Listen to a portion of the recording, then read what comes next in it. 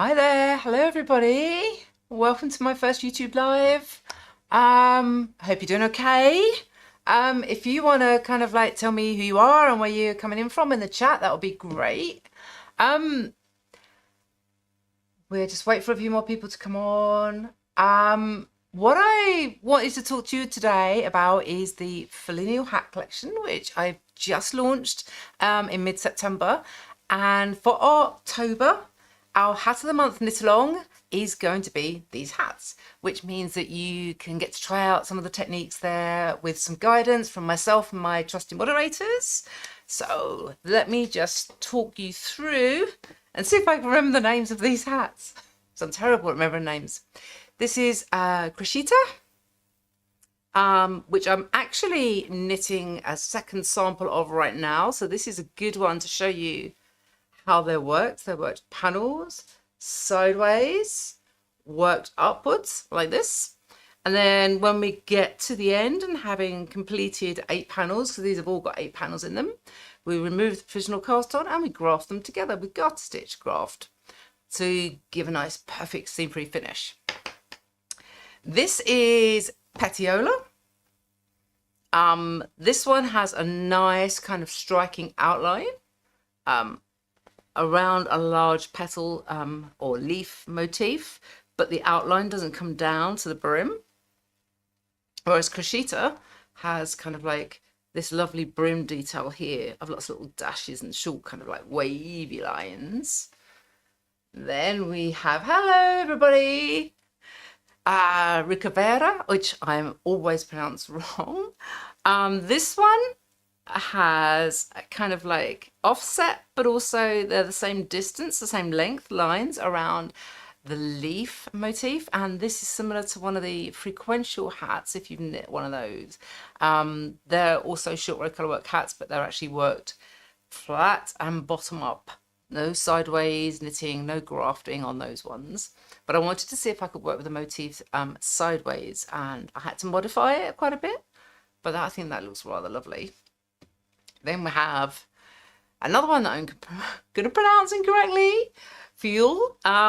This has like little offset leaves and it dances around. And this one I've got the darker variegated yarn in the background and the lighter, brighter colour in the foreground. Hello, love this collection. Thank you. Hello, Karen. And then we have Penumbral. This one is actually a modified motif from my short row colourwork book. The rest of them are all new motifs that I developed for this collection. This one has outlined petals and then little shadow pieces all that comes all the way around. And the motif is continuous all the way around. So I had to modify how I worked this one to make sure that there's only a single ridge of garter stitch between each section. I'll explain how I do that in a minute. And then this one has actually been out a little while. This is called Itaro, and this was actually kind of, I think, the inspiration for this collection. I wanted to play with organic form but line at the same time and see the different ways that I could combine them. So this one was a pre-existing pattern that had been brought into the collection, and anybody that had bought it before got a discount coupon code towards the collection. So these are the 6 hats that we are going to be working our way through for this knit along this October. Now, there's a couple of new little tricks that I introduced in this collection. So if you've knit any of my elemental hats, like from this collection, which came out in 2017, all right, nearly 8 years ago, this was published. Can't believe it's been that long. And this is the Toff hat, which I'm sure many of you will recognize. This is my most popular pattern. Hello everybody, this is by far the most interesting ebook purchase this year. Oh, fantastic, that's good to hear, thank you. The organic forms in Toff have been incredibly popular, and that's why I wanted to try and see if I could kind of like develop the idea further by adapting the motifs and working with the organic forms with line to give them more kind of like, make them more dynamic, put more movement into the fabric. Now, as I've said, they're worked sideways.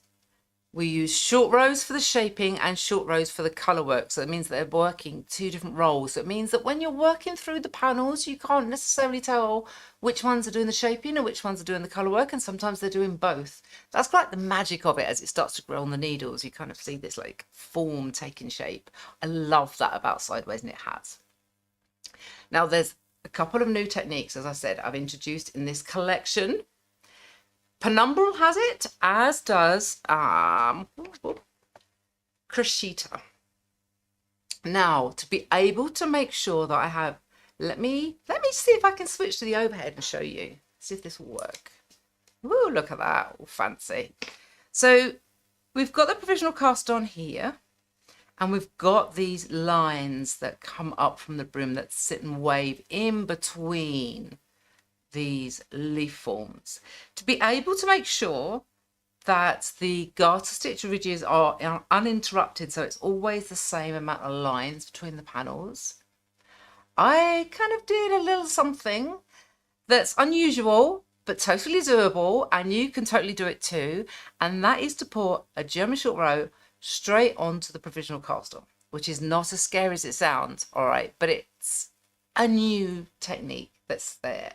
Now I have a video for this, and also in the linked, in the single patterns, there's a kind of like download the tutorials from here. Even if you've done German short rows loads of times, still download that tutorial because it tells you all of the details that you need to know to make sure that you can work the German short row into the provisional cast on and pick it up afterwards. All right, so, and also a link to the videos and all the other things. That tutorial on German short rows has got how to graft them, how to repair them, all sorts. It's a really, really good tutorial. So even if you're familiar with them, still download it because it's going to give you everything you need. And it's the same with penumbral here. All right, I wanted to make sure that these lines always stayed continuous, and so that if I hadn't have done this, between each motif there'd be a double ridge, and I didn't want that. I wanted to keep it smooth all the way through. Okay, so let me just switch over. Got a couple of questions coming in. Hello everyone, this is I purchased the collection but haven't had time to dig in yet, so I'm happy to see some of my insights before deciding which hat I'll be wearing this winter. Excellent. I think each of the hats has got a different kind of feature, a different element. For instance, got so many samples on the table, I'm going to get in a bottle again. Petiola is a nice one to start with because it's got a nice simple shape. It's an easier to remember repeat, and the way that line meets is rather lovely at the top. So this is a good one to start with because, you know, it's more straightforward. This one has got some different features, a little bit more counting going on there because you've got these offset lines. Okay, so they've all got different elements that you might want to mix and match and try out with. Also, yes, this is the thing that I have not revealed yet. Okay, this is not top secret. But if you've looked through the patterns, you'll see that A, they're all 8 panels, and B, each panel starts on 56 stitches.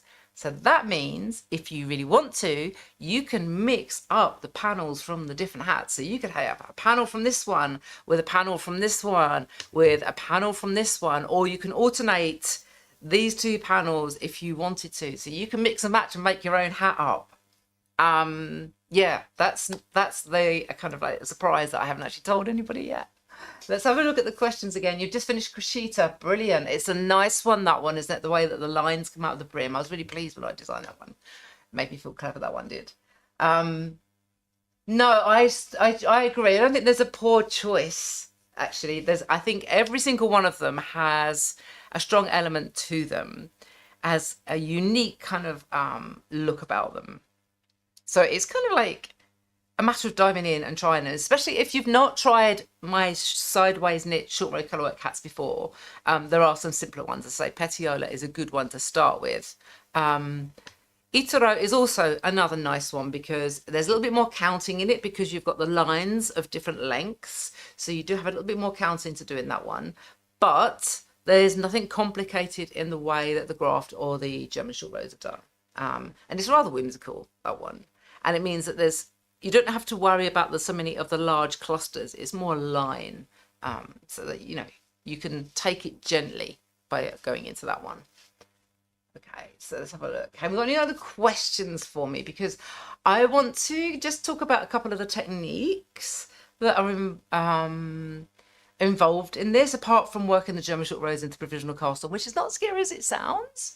Let's have a look. Any suggestions if I wanted to do some type of ribbed border? Do you mean at the brim? Because the thing about sideways knit garter stitch is that it acts as a 1x1 ribbing. You do not need to add on a separate border. And this is something that I want to do a separate video on completely. Great, okay, so I'm glad I'm on the right track. Because it comes up occasionally where people have said, oh, they don't like garter stitch as a brim because it overstretches and they want to add a border. Now, the thing is, you don't need to. Garter stitch, as I say, when it's on its side, it's very stretchy. It acts as a 1x1 ribbing. But the key, or one of the keys to making sure that you get it right, is to make sure that you have a firm fabric. So I'm going to switch up back over to the overhead and grab a sample. I've got a big pile of hats here. It's going to look a bit messy. Okay, so let's go to this one. What I want you to look at here is how dense that fabric is. That's quite important for sideways knit garter stitch, is that you have a denser fabric. This stops it stretching out too much. Okay, if you knit it more loosely, it's going to stretch out more. It's like when you're working a vertically knit hat with a 1x1 rib. Okay, this is a garter stitch on its side, does the same function as a 1x1 rib. All right. So you don't knit that rib loosely, you want that nice and tight. Now, incorporated into the pattern are short rows at the brim edge. So that does the function of turning it ever so slightly slouchy, only a little bit. But it's more like when you do, as I say, that vertically knit hat with a 1x1 ribbing, you might knit that on a smaller needle size so that it's kind of like a firmer fabric, and then you go up a needle size as you go into the body. The short rows that are at the brim have a similar kind of function. They stop it stretching out too far, so that it kind of you've got less here than you have here to ensure that it doesn't get overstretched. But making sure that you've got a firm fabric is the key to making sure that your ribbing doesn't work out. You don't need to add a border. Now, if you want to add a border, that's a choice if you want to do that. And you could start, and the easiest way to do it would be to switch back to the overhead again. Pick up the stitches. Pick up along here, one stitch for each ridge along the edge, and then you can knit down if you wanted to. But I don't think it's necessary if you're working at a firmer gauge and making sure that your hat is nice and firm. I've been knitting sideways knit hats in garter stitch for close to 2 decades. And I've never had a problem with them being oversized. The only time it's happened is when A, the gauge is loose, and B, there isn't enough negative ease. That's the other thing you've got to factor in. If you think about 1x1 ribbing, you actually want it to kind of like, it's because it's so stretchy, you want a little bit more negative ease, and it's exactly the same with these. You want to make sure that this is a good 4 inches, maybe, if not more, of negative ease, i.e. the hat circumference is at least 4 inches or around about there, smaller than your head size. Okay, so the negative ease is going to help as well. Okay. Do we have any more questions? I know that doesn't directly answer about adding a border, but you are creating the rib border as you go, because when you are working a sideways knit hat, you knit it that way around. You're knitting a little bit of the brim, a little bit of the body, and a little bit of the crown in every single row. You're automatically incorporating the brim into it. Those short rows will come around about here to help shape for the brim, but you are working the brim in as you go. But if you want to add an extra brim, say something to fold up or even something to tuck inside to make it a double thickness, start by picking up the stitches on this edge and then work down that way. All right. I've got to have a look here. Thank you for the explanation. My issue is getting that very edge, which is still stitch is consistent all the way around the hat. That, yeah, that's what you mean on the selvage. That's maybe you could try different selvage finishes on that one. Maybe when you come to the end of the row and you knit the last stitch that's on the border edge, you could twist it, like knit into the back of it. That will tighten it up. That helps neaten it up. You could do a slip stitch selvage, but I haven't got the tutorials yet for grafting that. So that's where you kind of basically end up with a line of V's around, which looks rather lovely. But if you're concerned about making sure that these edge stitches look nice and neat, you could knit into the back of the last stitch as you get to the end of the row. So you knit along here, knit into the back of that one, and then go back again. And that tightens it up. That's what I've done sometimes because I'm an English thrower and I'm a really new slitter. So I sometimes twist the last stitch on the row at the brim edge to help neaten it up. 1 stitch per ridge and not per row. Yes, exactly. 1 stitch when you are picking up. Let's go back up to the overhead. If you are going to pick up, 1 stitch per ridge, because garter stitch has got a square gauge, and that 1 stitch is equivalent to 2 rows or 1 ridge. So if you are going to pick up 1 stitch for each ridge all the way down here. Yeah, that's a really good point. Yeah, twisting the last stitch is something that I've actually kind of had to get out of the habit of doing it, because when I'm teaching and I'm showing people how to do these things, I have to kind of stop some of my own habits, because people don't always kind of like, what are you doing there, Willie? And so, but my actual, when I'm working the samples, I normally twist the last stitch. It makes it tighter along the edge and it gives it a nice finish. It stops those edge stitches being a little bit loose if you're turning your work. And also, the other thing that I do is that once I twist the last stitch and then I slip the first stitch knitwise to go back, that gives me a neat selvage. Again, I'm a loose knitter, English thrower. My knitting would be really messy if I didn't do some of these things. Let's have a look. And if the selvage is too tight, I like to wrap a length of silicone tubing along as I turn to go back, because I'm not a loose knitter. Okay, so what you mean, something like this, that you put it in to help make sure that it keeps it consistent? Or is that for picking up? Because you can use that if you want to pick up as well. Gives you a bit of slack, just pull it out at the end. That's fair enough. So if you've got the opposite problem and you're knitting tightly, something like this, which is what I think it's, obviously I bought my silicone tubing in black because I'm me. That will be something that you can use. Yes, you can use the pickups as well. Exactly. So that's whoop. Let's put it over the overhead. It's this stuff here. It comes in different sizes. It's hollow. There, it's a little bit difficult to see because you know I bought mine in black because I'm me. But yes, you can use this for making sure that if you're tight knitter, wrapping around that at the edge of your selvage kind of evens up your selvage. But again, it also helps you picking up stitches when you are going into knit into a different direction. Excellent. How are we doing? Have we got any more questions that we'd like to ask about this?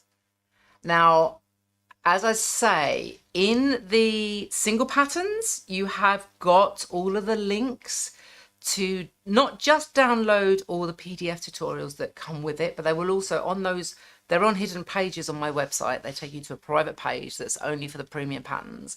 You've got all the photographic tutorials there, but you've also got direct links to them on YouTube. They're public on YouTube, but it just means that you've got them there. It'll take you straight to the ones that you need. So I'm providing everything in both in-depth photo tutorial and video tutorial to make sure that I'm trying to cover as many different learning styles as possible. Karen, love using that tubing for provisional cast on at times. Right, so that is actually something I wanted to talk about. This has been because using the tubing as a provisional cast on has been growing in popularity recently. You see it with techniques that come in. People like when people first learn Judy's Magic Cast On, for instance, people are like, oh, you can use that as provisional cast on. Now, the one thing I have to give a word of caution is if you use this as something to create your provisional cast on, similar to if you're using a Turkish cast on or Judy's Magic Cast On or even the winding cast on as a provisional cast on, you need to bear in mind that they create one extra row of knitting. Okay, now that's not a bad thing. It's just something you need to be aware of. The reason why I recommend the crochet provisional cast on is because you can do, whoop, I'm dropping hats, hang on a minute. Samples are disappearing, whoop. The reason I recommend the crochet provisional cast on is because you can do clever things with it, like work German short rows straight into it. And it doesn't take up an extra row, or doesn't create an extra row. Yes, when you reveal the stitches, you're one stitch short, but that's all right. You take it from the crown edge to match up, okay? But if you are going to be using a provisional cast on around some tubing or scrap yarn or doing one of the other things like Judy's Magic Cast on or something, please bear in mind that it creates an extra row. Now, if you're smart about it, you can treat that extra row as the first row of the first panel. Rather than kind of like getting to the end and then realizing your graph doesn't work, because it messes things up if you don't accommodate that first row. The only thing I'll say there is there are a couple of patterns, like Crashita is one, Penumbra is another one, and Azula from the Elemental collection.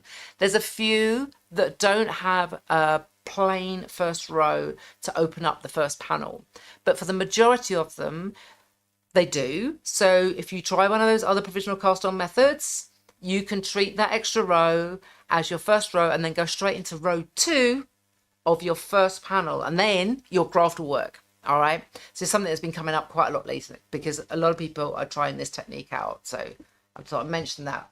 We've got a few more questions coming in. Yeah, where are we? Yes. Have never tried your hats though. I use it just tubes. I use it for other things. Yeah, I mean, I think in other areas, if you're using the provisional cast on method that creates an extra row, it might not matter. And a lot of designers might incorporate it. Like in my Lateralis hats, some of them, like Chiral, for instance, it starts with a winding cast on, which does exactly the same as a similar sort of thing.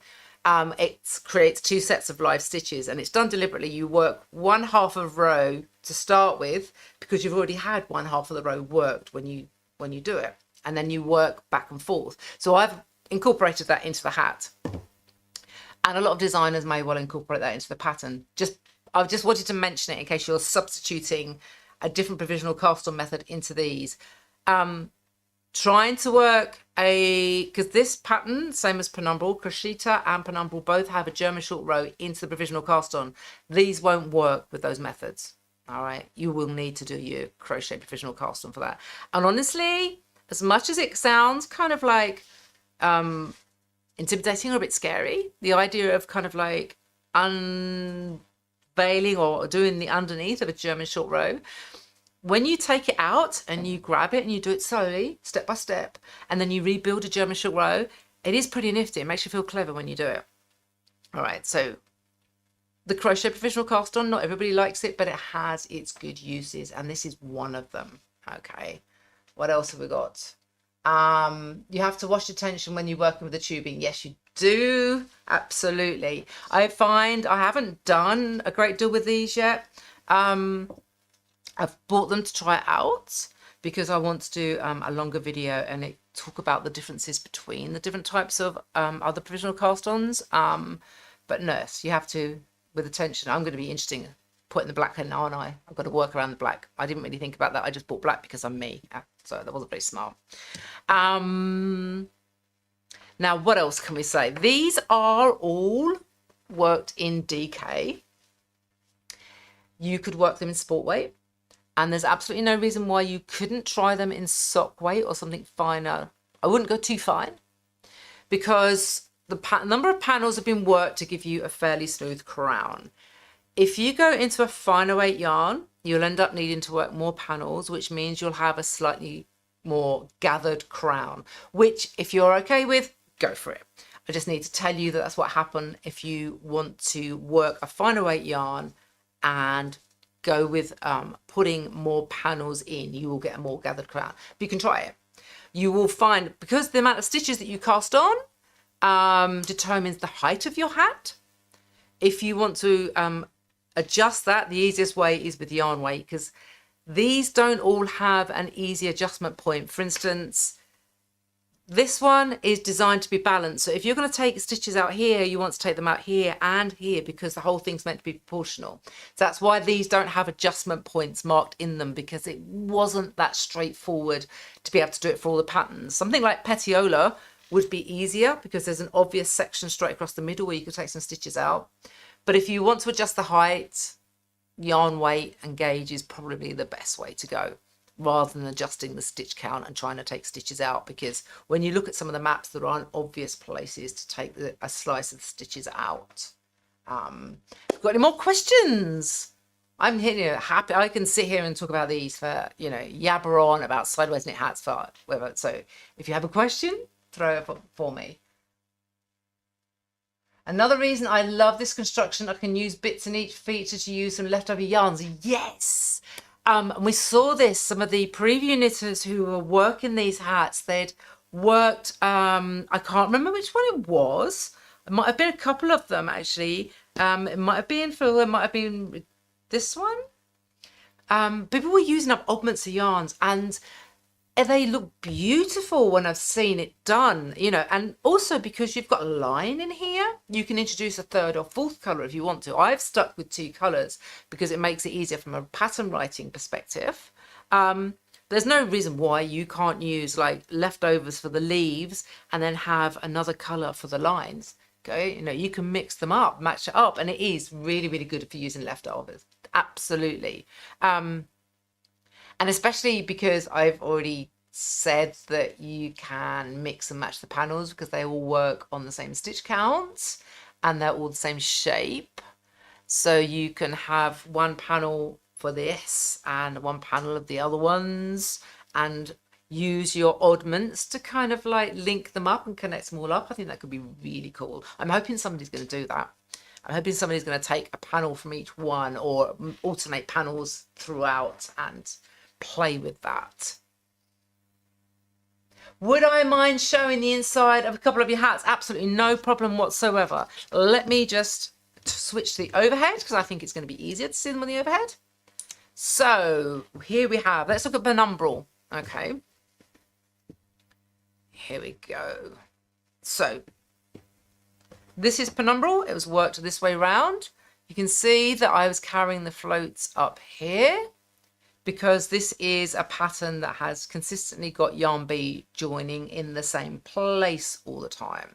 So I carry the floats up along that selvage. I've got a tutorial for that, a photo tutorial, but also a video tutorial that's live, and there they are. Now let's look at one that doesn't have them all in the same place.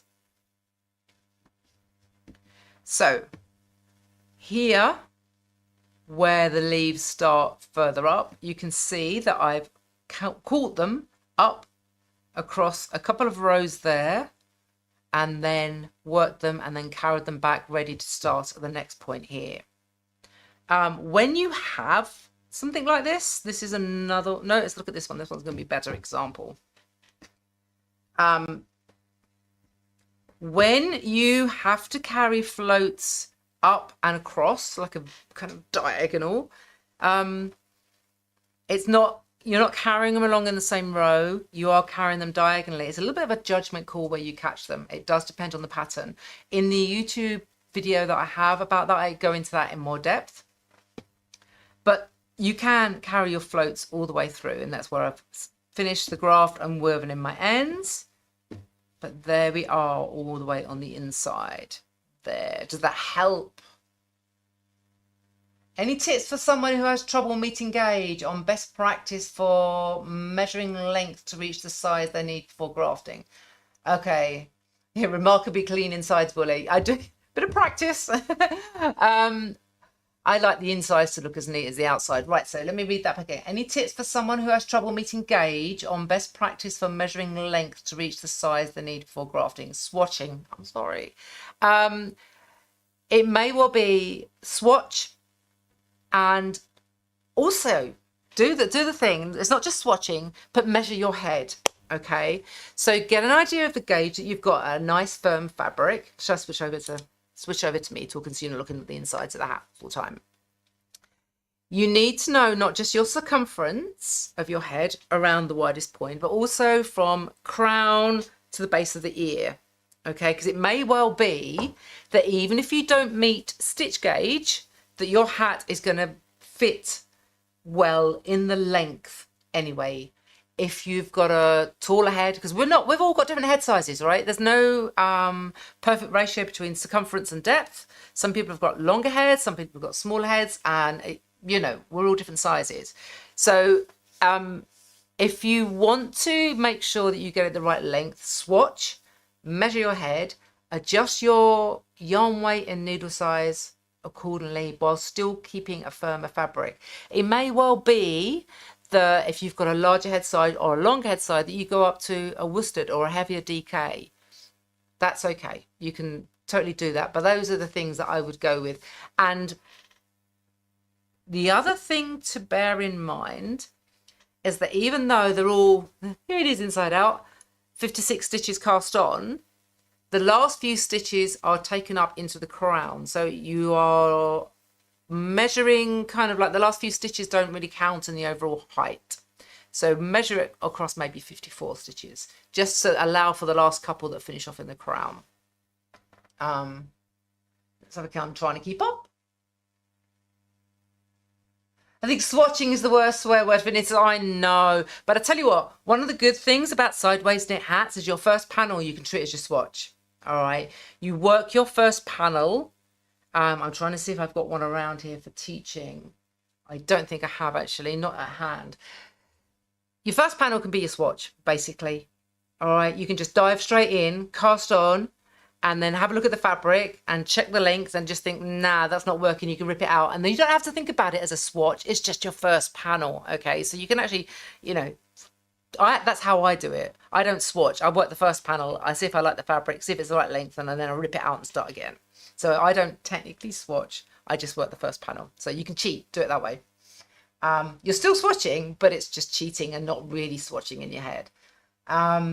If you need 20-inch circumference, are you measuring down between the rim middle because the row gauge queen is here? Right, so 20-inch circumference, you're measuring, and if you're measuring your head, you're measuring across the widest point of your head here, okay? Hats generally we wear down here, but there isn't a great deal of difference. Not a huge amount of difference between these sizes. And if you measure for the widest part, that will make sure that you have enough negative ease to put into your hat. When you are measuring across your hat, you are measuring obviously across here. Okay. Does that answer it? I was asking where on the hat you're measuring. Okay, so yeah, you're measuring on the brim section. Let's get one that's the right way around. Okay, so it will be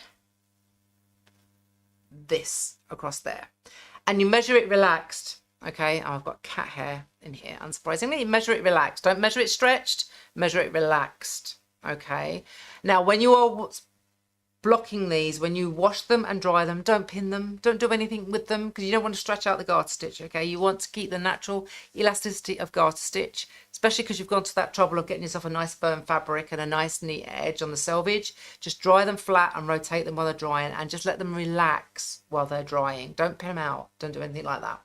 All right. As you are knitting along, right, okay, so here we have one on the needles. This isn't quite 4 panels of crochet. Now, when you're measuring, when you work your first panel, you aren't going to get the true depth of the first panel, because it's going to be, you've got the provisional cast on there, and then you've got the needles going to be, the last row is going to be on the needles. It won't be until you get to your second panel that you actually get a truer idea of the depth, but the first panel will give you an idea, and you measure along this edge here as you are knitting. So when you are working your right side rows, you start a right side row at the brim edge and you work towards the crown. When you're working a wrong side row, you're working from the crown towards the brim. So this side here, all the shaping is all going to be going on, which is where your provisional cast on tail is when you joined in your main yarn. That's the crown end, that's your brim end. Do your measuring down here. Yeah.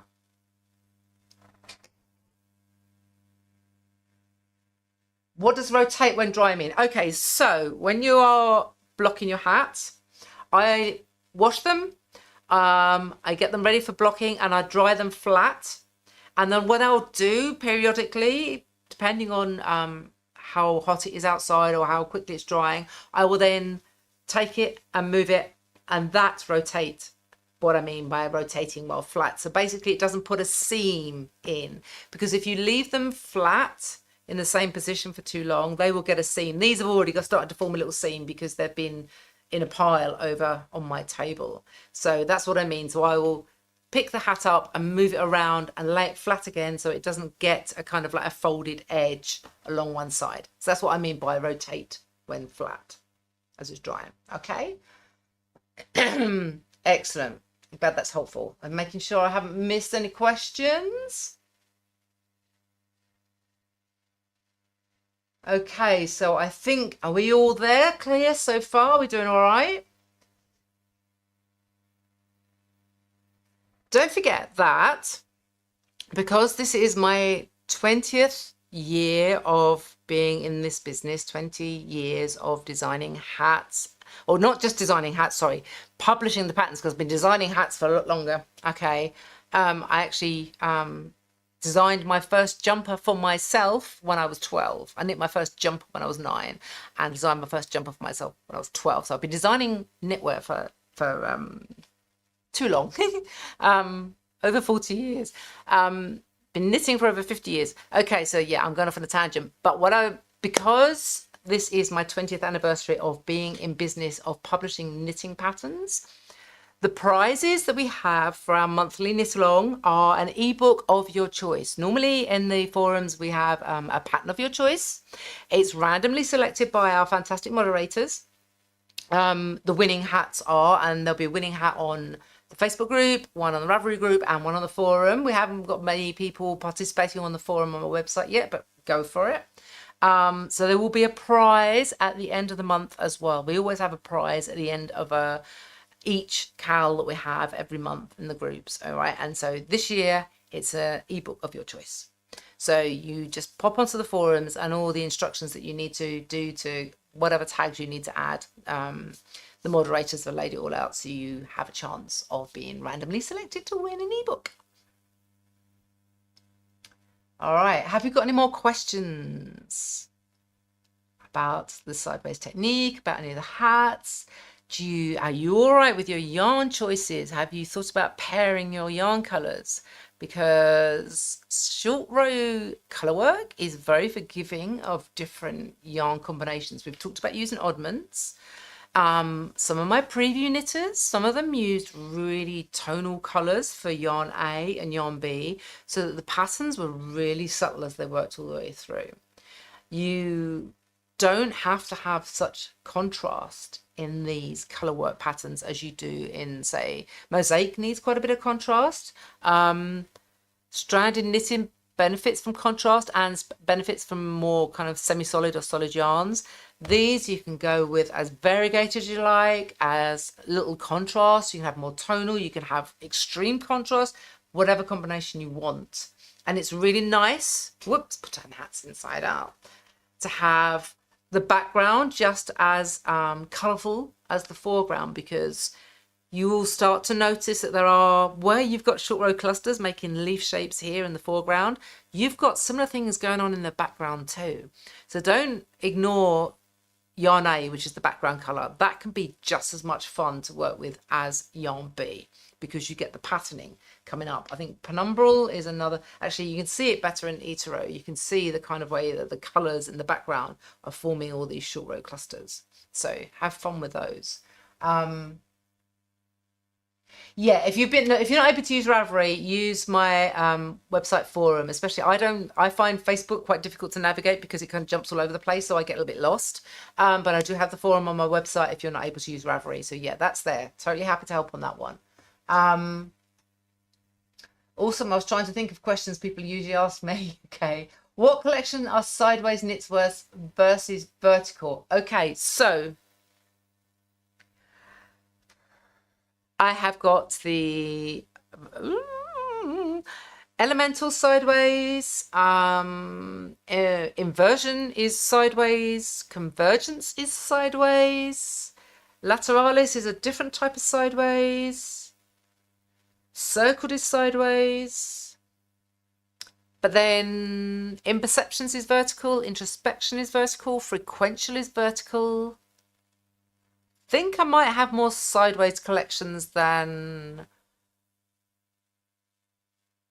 vertical, but that's of the more recent collection since circled. And the prize is any ebook of mine. So I've also got the woolly topper collections, and they're a mixture of construction methods. So they are also, put them on your radar as well, because they have got 10 patterns in each of those if you're interested in those, and they have got a mixture. None of them are specifically one or the other, but the more recent collections are much more kind of theme based. If you have a moment, could you explain what was previously talked about by using the black tubing to help with the tension on the edge of the hat? I don't understand how that's done. I think that was like somebody else was talking about that.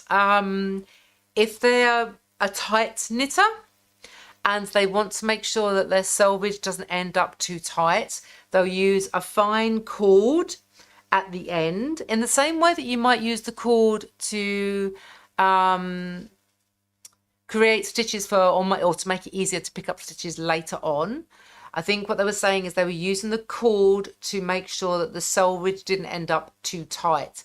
You'd want a lightweight cord for that, or even a scrap of yarn or something. But that's what I think they were explaining, is that as a tight knitter, to avoid having a selvage too tight, they use this at the edge to help kind of like keep it even.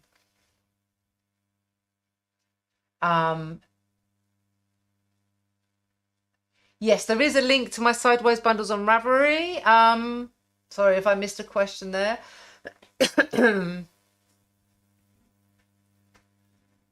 Yes, so thank you, Sue, for explaining that for me. Thank you. Any more questions? My voice is starting to go. Hello, how long is the KAL scheduled to last? I'm planning to pass it to the paper. I'm a slow knitter with too much. Okay. Excuse me. I've been talking so much for the last, every weekend for the last however many weeks in a row. Tom, can you get me a drink, please? Because I'm going to like, this KAL is for October. So it runs through to the end of the month. Thank you. However, if you don't finish your Folineal hat by the end of the month, there is still the woolly toppers, the 12 hat in a year. So I've forgotten the name of it. Oh, that's typical of me. We have another KAL that runs throughout the year where people aim towards knitting 1 hat a month. And there are prizes for that as well each month. So if you don't meet the end of October deadline for the Folineal hats, there will be another KAL that your hats can be entered into. So even if you do meet the October deadline, you still can enter into both knit-alongs. But yeah, we're looking at end of October deadline. All right.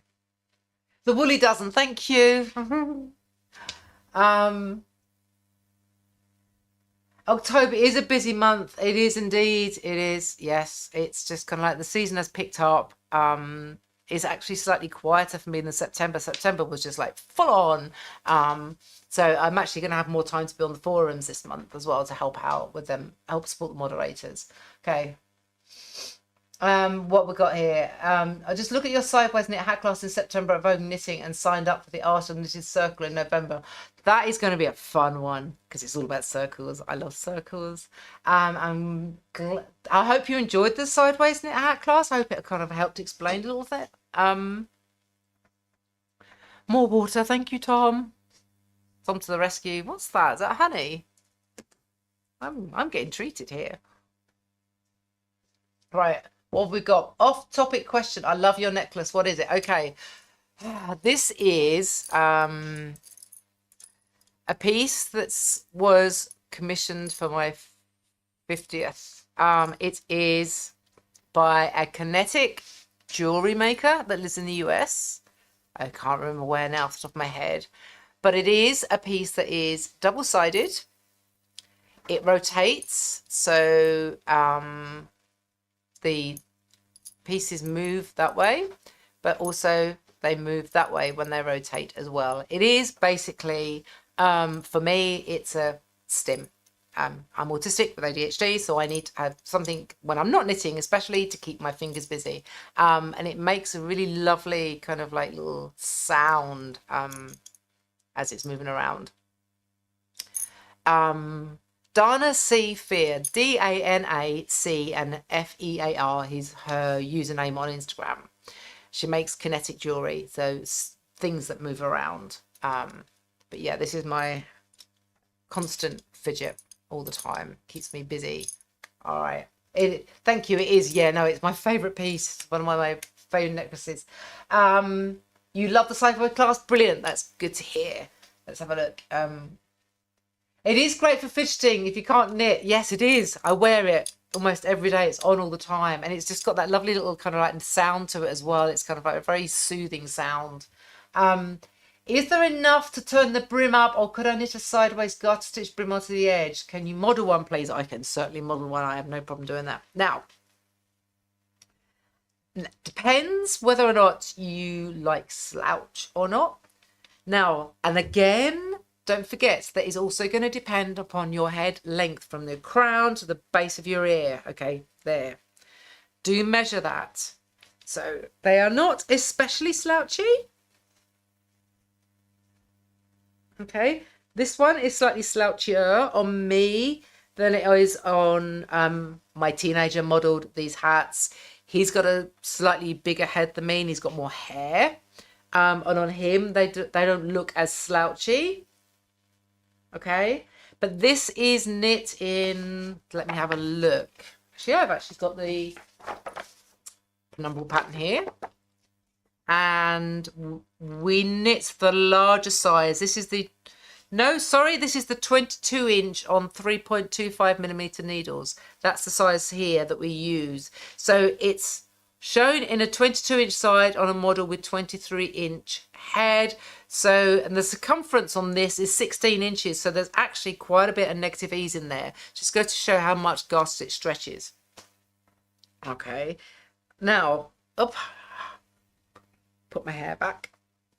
You could fold up the brim if you wanted to. The brim is actually probably the easiest section to extend if you wanted to do a fold up or a fold under to make it thicker, because the first 10 stitches, there's no short rows, there's very little change in pattern, so you could actually just extend it at that point if you wanted to, if you wanted to lengthen the brim.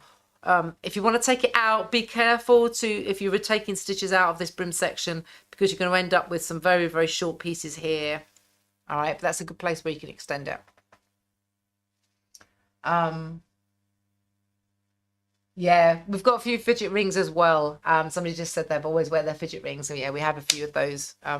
Tom's got some, Aaron's got some. We've got like lots of fidget things in this house of very neurodivergent people. After a bit, it's been a pleasure watching your son grow up over through the course of his hat modelling career.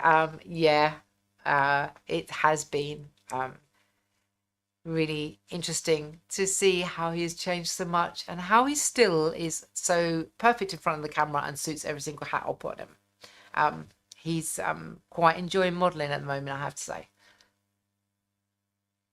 But yeah, it's an interesting record to have, isn't it? Kind of like Aaron through the years with all different hats.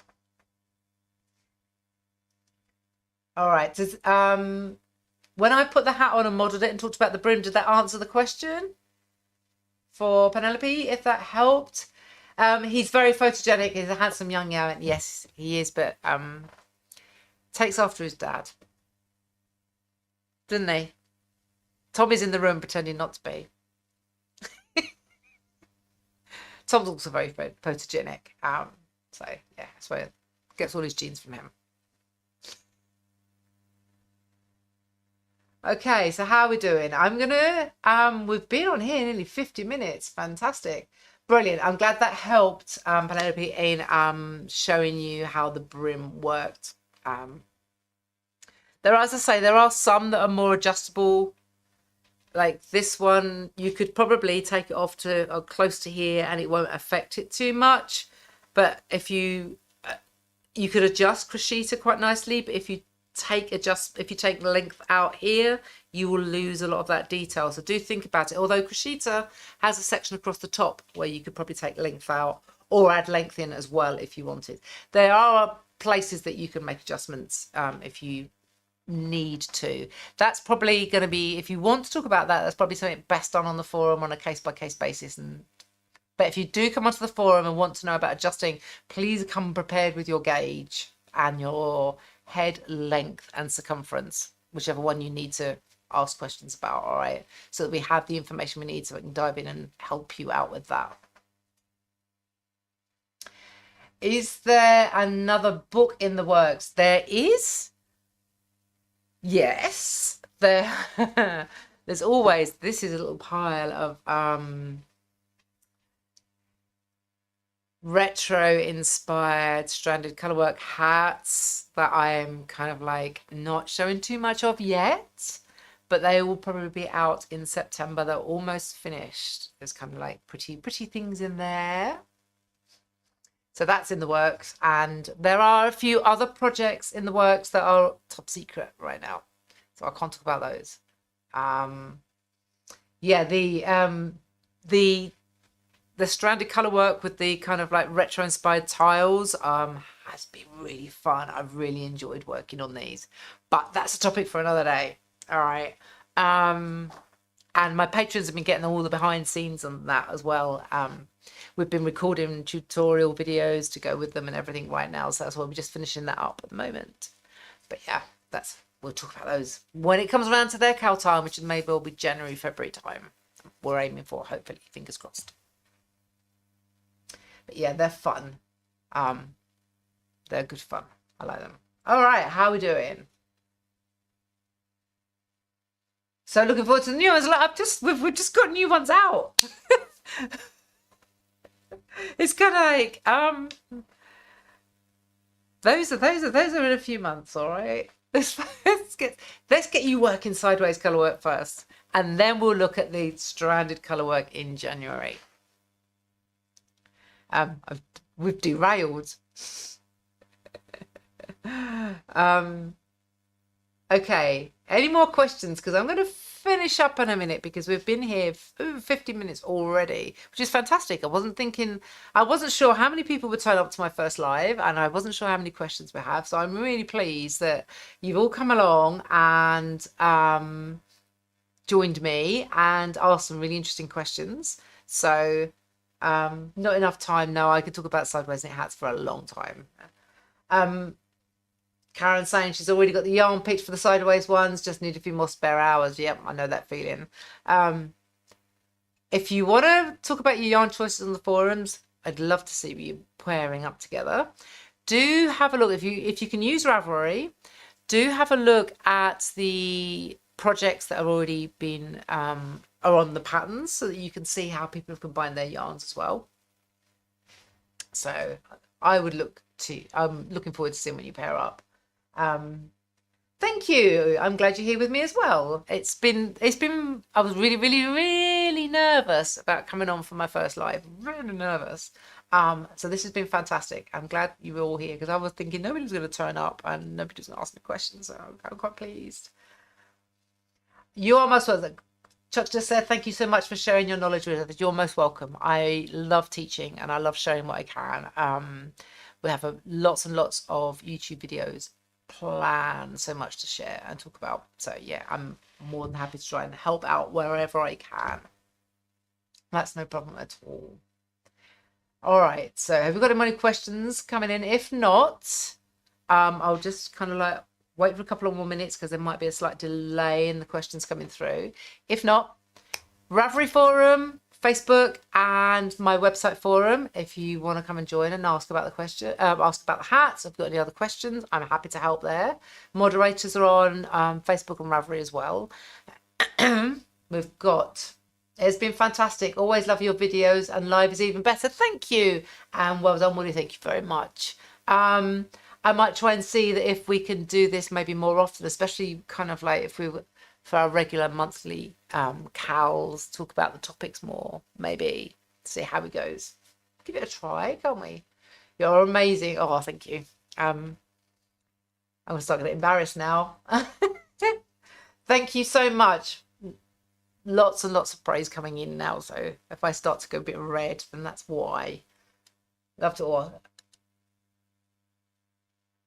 Well, the presentation, if you've come in late, the presentation is going to be staying. I don't know if the chat is going to be staying in it, but you will be able to re-watch the live. It will stay on my YouTube channel, so you will be able to play it through. And I've been trying to read out the questions as they come in, so at least hopefully it makes sense watching it afterwards as to what I'm referring to.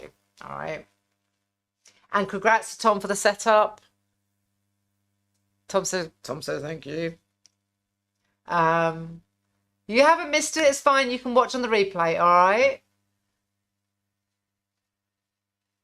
Right. Okay. What I'll do then, as somebody's just said, the chat is usually there by the next day if the owner allows it to post. I'll make sure that that's on in the settings. Okay. So that the questions are there. But because I'm used to teaching virtually, I normally read the questions out as much as can, especially if it's something specific, so that at least it makes sense in the replay. All right. Okay, everybody, I am going to have to, my voice is just kind of starting to croak a little bit now. So I'm going to stop it there. Thank you very much for coming along, and I look forward to seeing what you do on the forums with this. And don't forget, if you've got any questions, especially if you want help with sizing or checking your gauge or yarns, please do come and join us on the forums. I'd love to help you out there. Our moderators have knit all of these. In fact, Sibylla has been absolutely amazing and knit several of them. So she's very knowledgeable on what goes on in these. So if I'm not there, she's definitely going to be there to help you all out. All right. So thank you for coming, and happy hatting. Enjoy your sideways knitting, everybody. All right. Thank you all for coming.